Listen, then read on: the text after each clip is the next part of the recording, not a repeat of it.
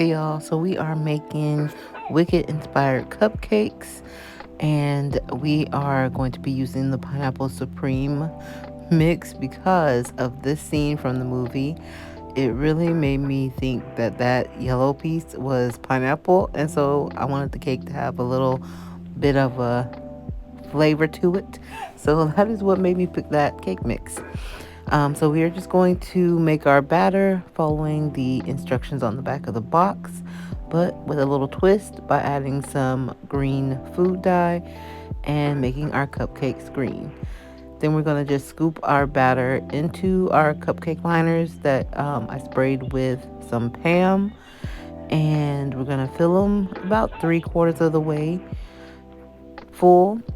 And then once you get all of your cupcake liners filled, then you're just gonna pop them straight into the oven based off of the instructions on the back of the box. Make sure you follow those. I baked these for about 35 minutes, I believe, and they came out perfect. I stuck a toothpick in just to make sure that they were completely done, and they were great. So then we're gonna go ahead and make our icing. We're just gonna combine our cream cheese, our butter. We're gonna go ahead and mix that until it gets combined. Then we're gonna add in a lot of vanilla because I don't play about my vanilla. So I added in a couple splashes, mix again, and then we're going to add in our powdered sugar. And I just kind of added the powdered sugar in until I got the consistency that I wanted. And of course, we're gonna add some pink food coloring because, want to make it completely inspired by the movie. And I did have to put the icing in the fridge for a little bit just so that it would thicken up because it was a little bit loose. And then once you take it out, I think I had it in there for about 30 to 40 minutes. Then we're just going to ice our green cupcakes with our pink icing.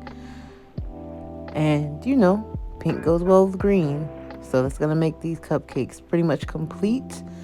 And of course, if you want to add a little more razzle dazzle, you can use a piping bag, but I just decided to use my spatula.